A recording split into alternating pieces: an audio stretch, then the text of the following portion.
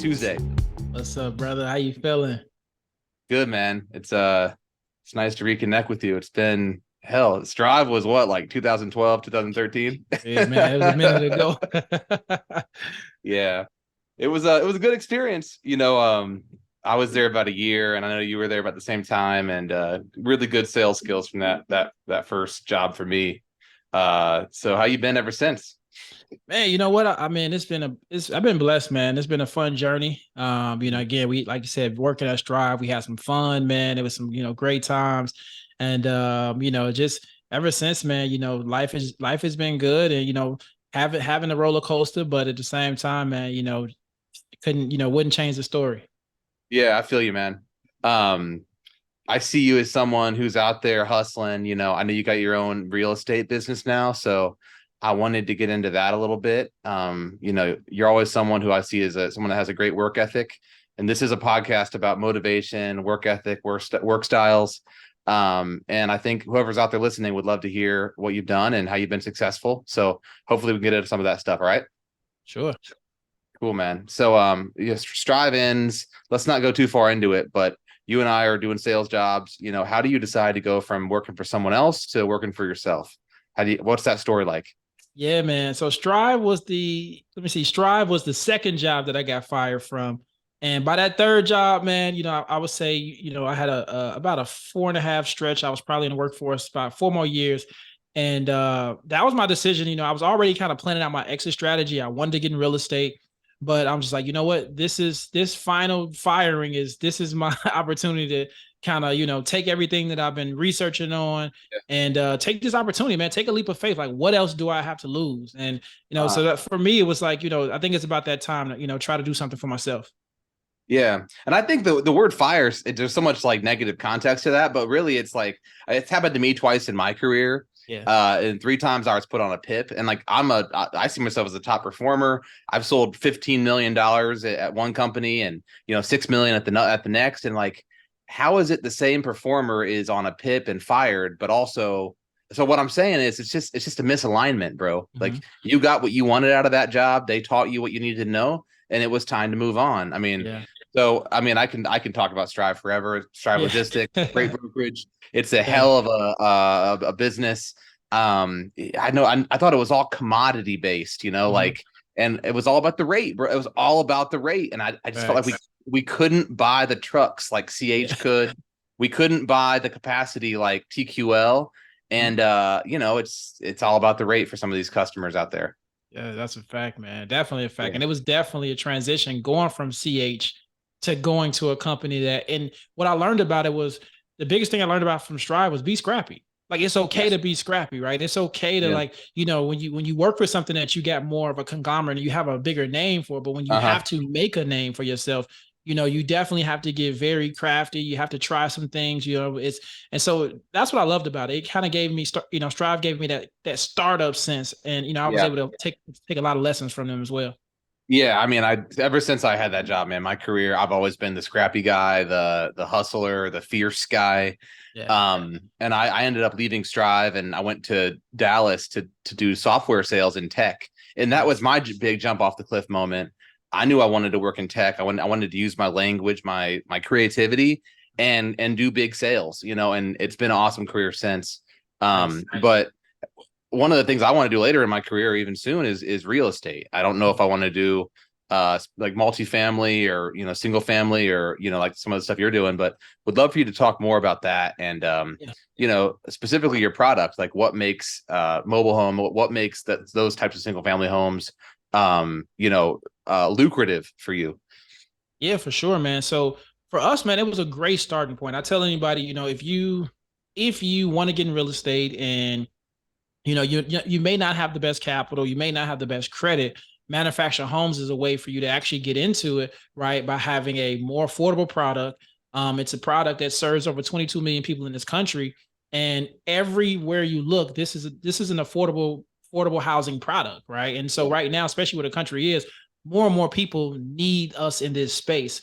And so, I tell people, honestly, the difference is the home is just manufactured, right? It's made in a factory and shipped to its location, right? But everything else, from the plumbing to, to the drywall, everything within that home it makes it a clean, safe, and functional home. And so, I think the biggest thing, like I said, talking to any of your listeners, it's something to consider because it's always going to be cheaper than single family homes. But it's also something that's very lucrative because of the margins, the fact that it's not, Yeah. Built from the ground up, the fact that Yep. it's less maintenance, it makes it a way more affordable product, but you can still have, large margins as far as still providing affordability, but at the same time, being able to make a big profit. Yeah, I was thinking that. I imagine that it was lucrative. I mean, there's everyone and their brother going after multifamily, 2 flats, 3 flats, 6 unit apartments. And there's even everyone and their brother here in Chicago going after the single family home, right? And like it's a very inelastic market, I've learned. And you almost need to buy something that's maybe dilapidated, or you need to do some work to make any money, because there's just, you're not going to flip it for 50% more than you bought it for, most likely, based on the prices here. I like what you said though about 22 million people need this product. That's the first thing in any business plan. Like, what's your addressable market? And that's not a small slice of our population here in the United States. No, very true, man. And that's the thing, I think that, when you start doing statistically, right, and you start realizing that, over 40% of the population lives, under the poverty line. They make less than, $40,000. We start kind of breaking down, we start looking at, every state, right? It's in America, currently you have over 55,000 mobile home communities. And then even you started looking at the fact that there's actually, 34% of the mobile homes inside of communities make up. The rest are just on their own land. And so when you start looking at rural America, what really stood out for me was the fact that I looked at it, was like, okay, I wanted to invest in Chicago, right? But then what mobile homes did was it opened up America to me. It's more rural than anything, in every state, Yeah. right? And so when I start seeing these possibilities, I'm like, wow, like my playground is much larger, right? And it's less competition out here as well. So again, anybody's listening, if you're open to, investing outside of your own market, this space is, I'm not gonna say it's wide open, but this space has a lot of opportunity for new investors.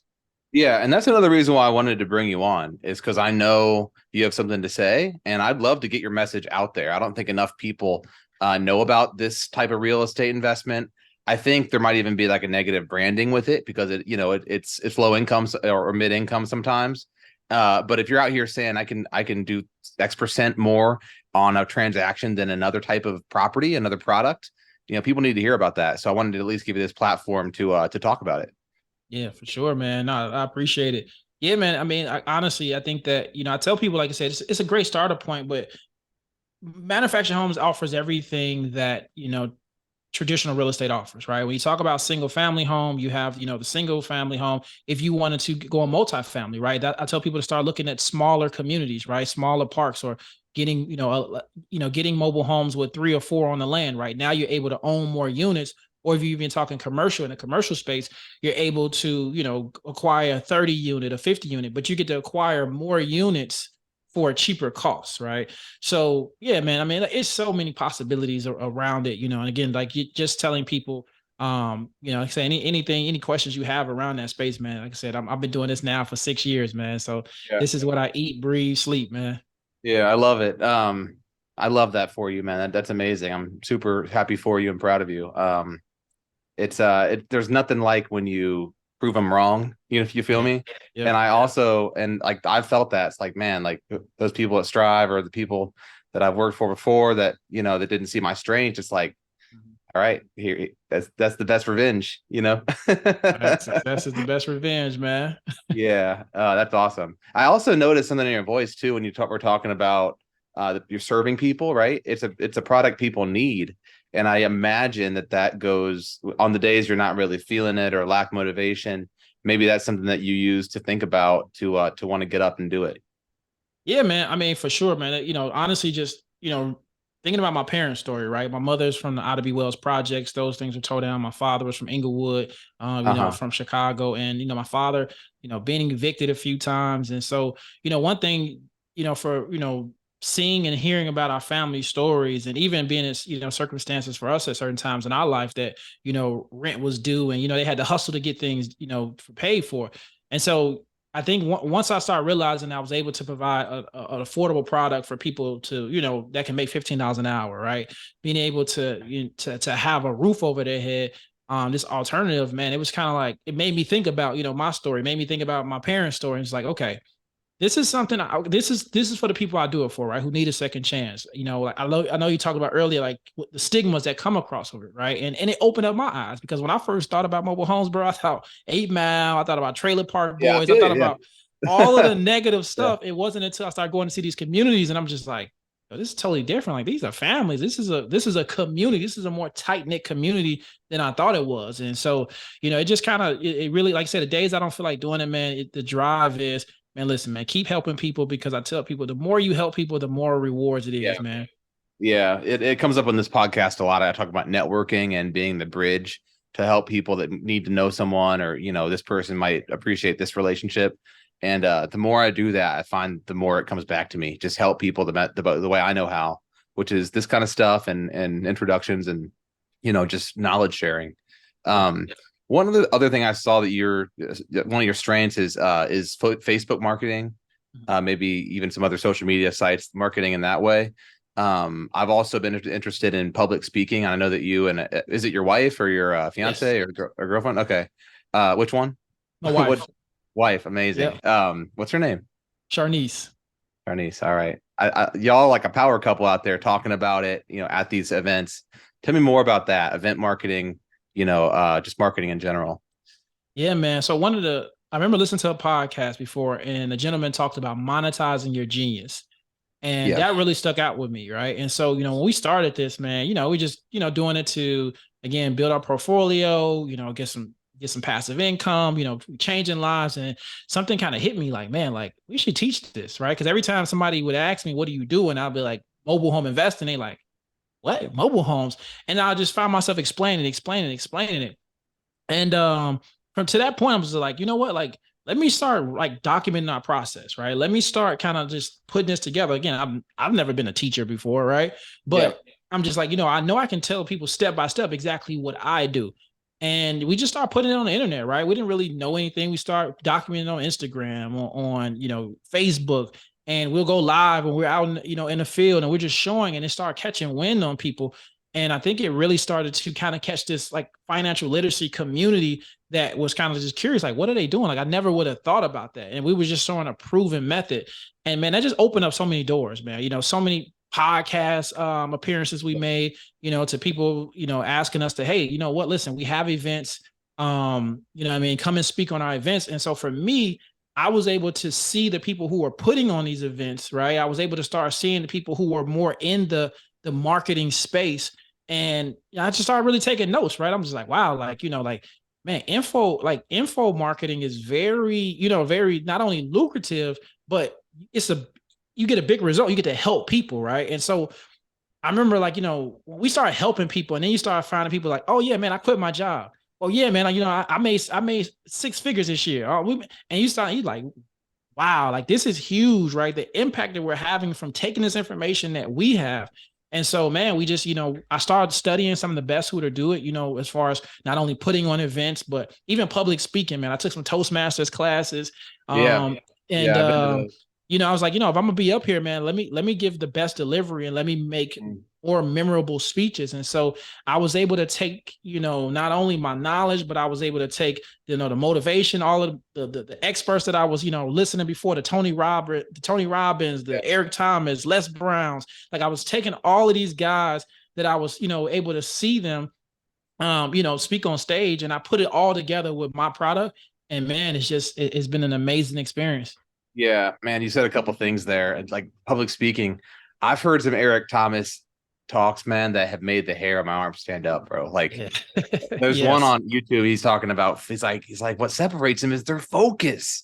Mhm. He's like, you're a lion. Like, bro, I used before my work when I was 25. I worked at this startup called Geofedia, and I was a BDR. I was Nice. cold calling. That shit's not Yeah. easy, man.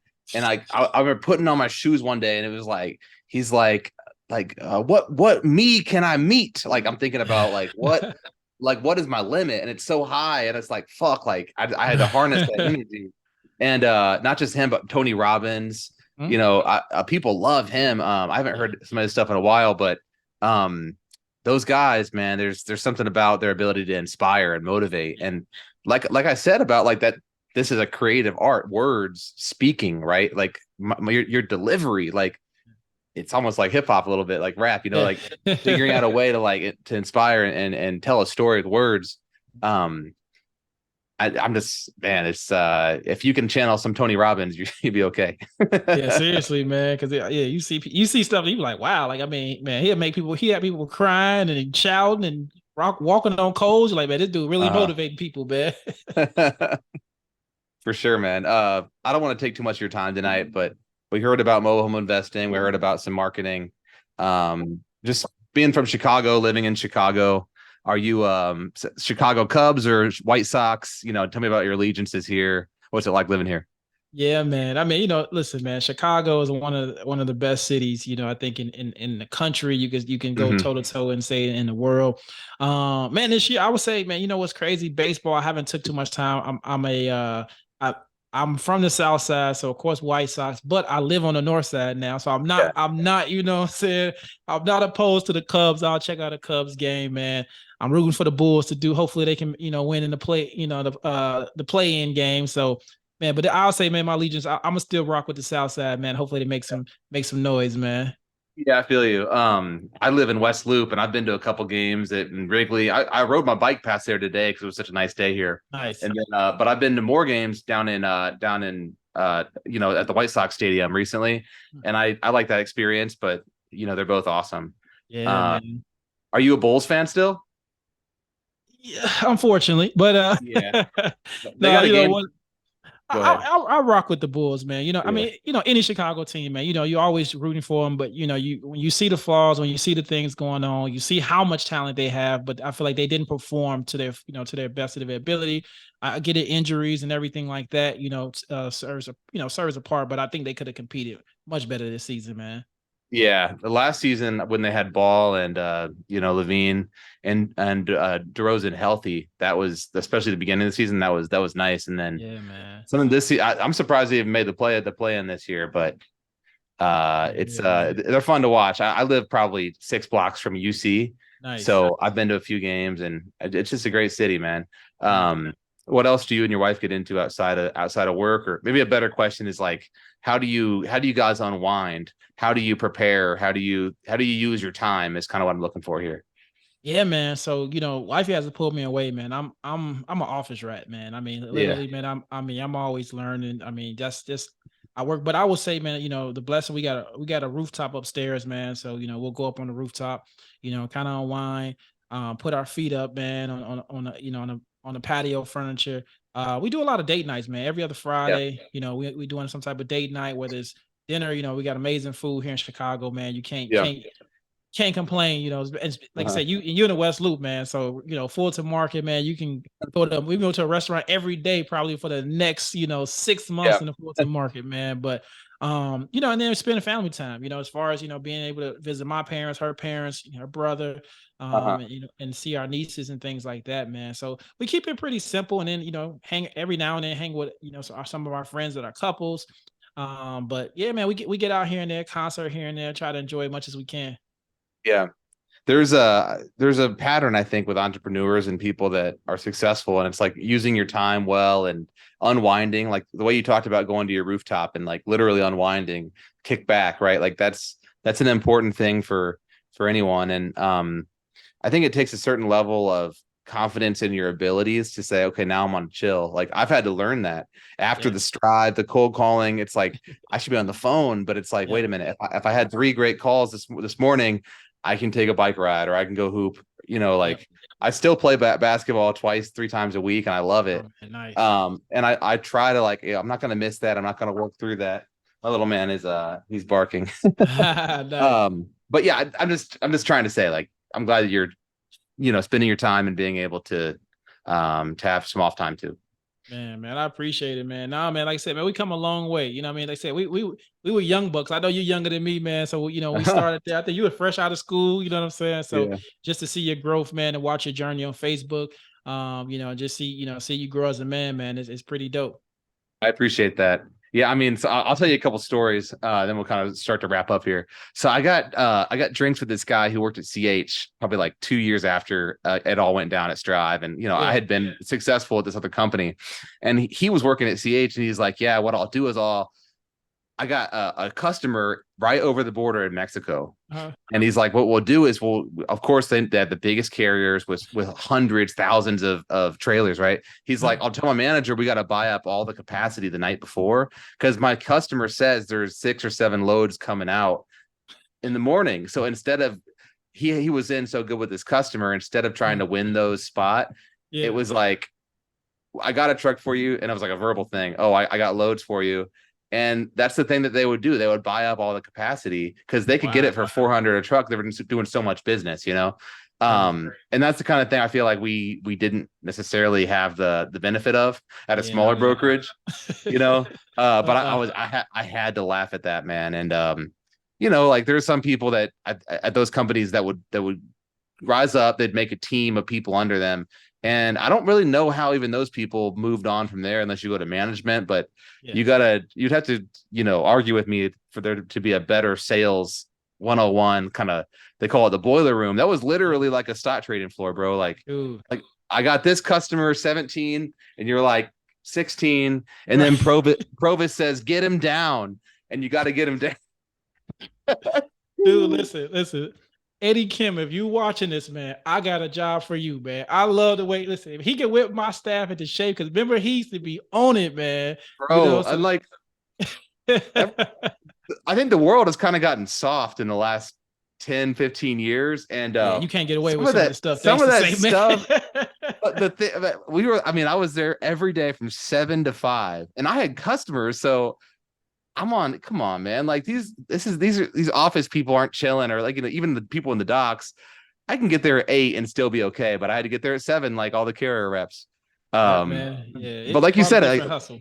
yeah, but I mean, we used to love to hoop there too and like play Oh, ball. yeah. Like they had a good little culture and everything. Like I'm Oh, very thankful for that 1 year of my time and my life and my effort because yeah. it was a lot of effort, you know. No, definitely, man. Like you said, the culture was cool, man. I think we had a very vibrant. It was energetic. We partied together. Like I said, we hung together. We played basketball together. Whatever we could. And I think that's what makes when you talk about company culture. I Yeah, think that's what makes it. And they had high expectations, and that's one thing I will say. As a business owner, man, one thing I'll say real quick is starting out, I was more like a friend CEO, right? Like, I want everybody to be friends and yeah, family, right? yeah, And people get laxed on that, right? Because it's like, hey, we friends, right? So I can kind of have and do this. So it's like, no, man, I understood when I look back at it, I understood the tone they had to set, and then how the style of management and why it had to be. Because again, when you're in the startup, man, you got to grind. So if you got a staff of 50 plus people that's grinding every day, your ability to be a successful company is just, your pace is much faster, man. yeah. That's the dude. Like that place was fast. Like Yeah. I would book a load. I mean, I would get to tendered a load, and then it's like it's on the board. And especially y'all in carrier, like it was intercompetitive too, because it's like, oh, I can call in that carrier, oh, I can't, and then you have your guys who can ship it, but someone else can ship it too. So it's like you got to beat them to it. Yep. Yeah, man, listen, it was so many times again coming close. Remember those times you get real close to getting a load and you think you got it, and then somebody like man, I'm trying to think of some, let's say Yeah, Lucy or somebody would be like, hey, I got it for this price, and you like, dang, you know what I'm saying? damn. It was crazy. Yeah, it's like I remember Briggs. I used to love Briggs, man. Oh yeah, He'd be like, Briggs. he'd call me up. He's like, "Hey, can you hop out of that load?" Oh Because yeah. you had to leave the record so that someone else could edit it or even view it. Mhm. Dude, And crazy, man.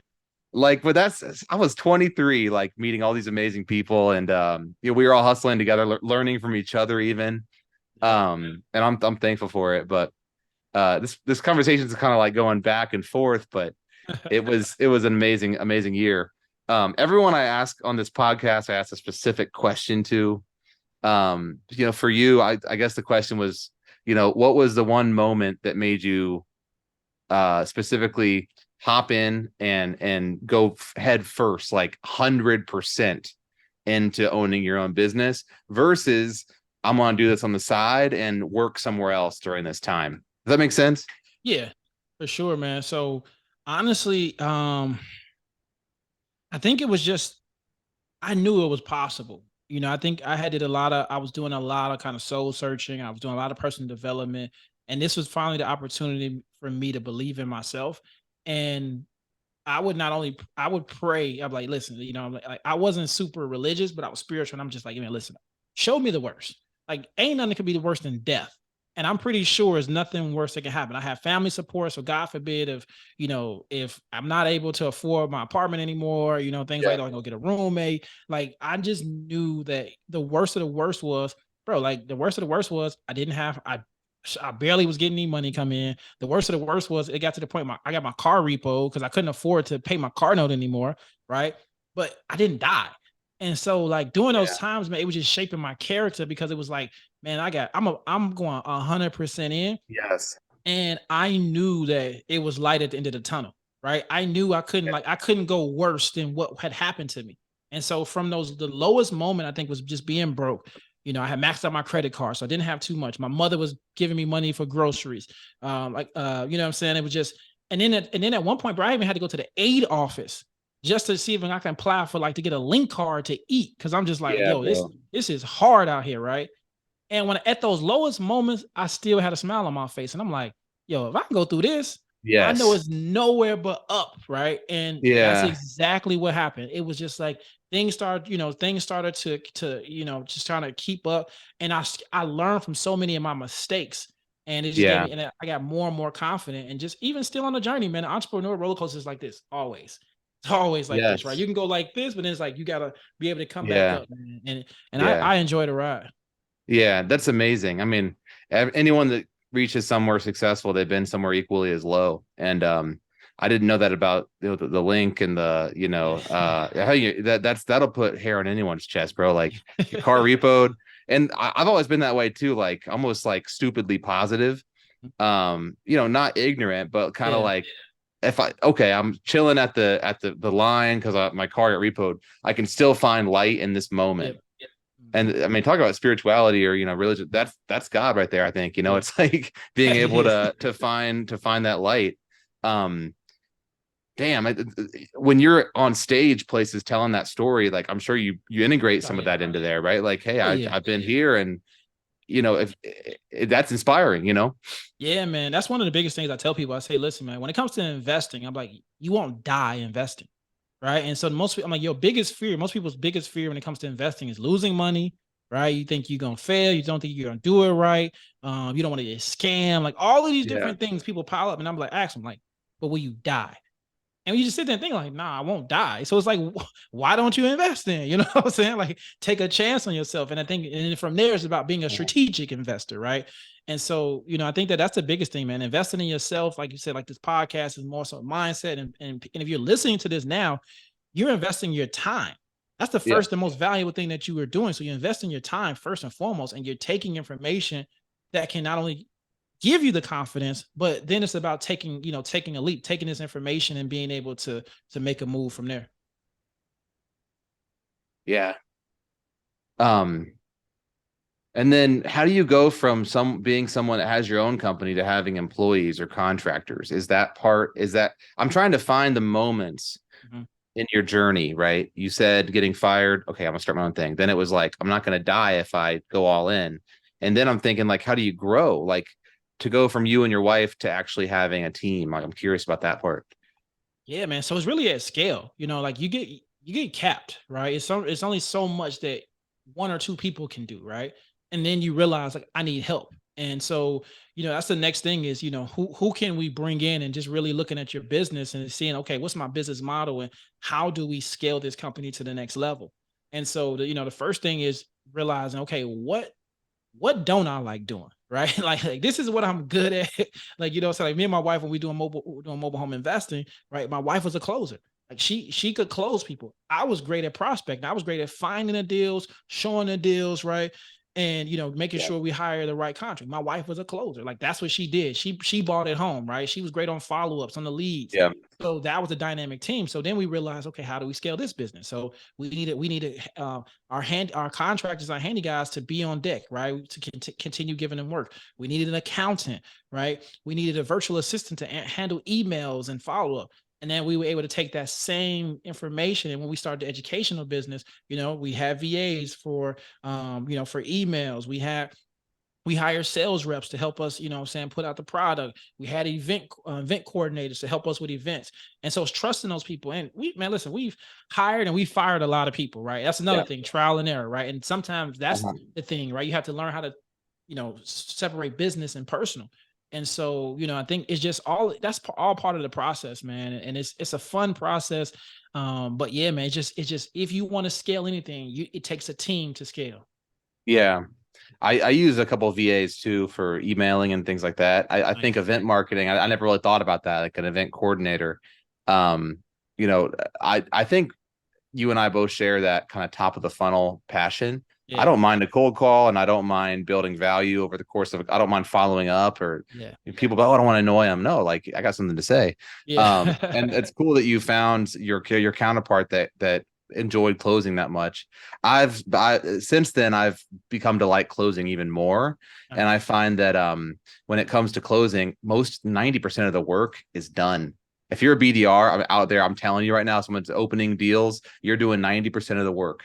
There's a little bit of work you have to understand about contracting and negotiation and asking for the sale, but I'm telling you, that's 10% of the work. If you can do what Byron and I do, which is, create value to a cold contact, that is sales. I'm telling you that is sales. That's Um, that's so I love talking about sales and how to help people create revenue. And this is just another channel I do to talk about it. nice, man. No, this is definitely a great platform to do it, man. So I'm excited to hear, Yeah. even future episodes. Yeah, thank you, man. I'm gonna go ahead and let you go here, but at the end of this, I'm gonna chop this up, throw it on YouTube. I'm happy to have you. Maybe I'll have a couple different smaller edits for you, and then hopefully Sure. we can get this message out to some of your network. Sound good? Cool, man. All right, talk to you later. Cool. All right, brother. Have a good one. All right, see you later. Bye. All right.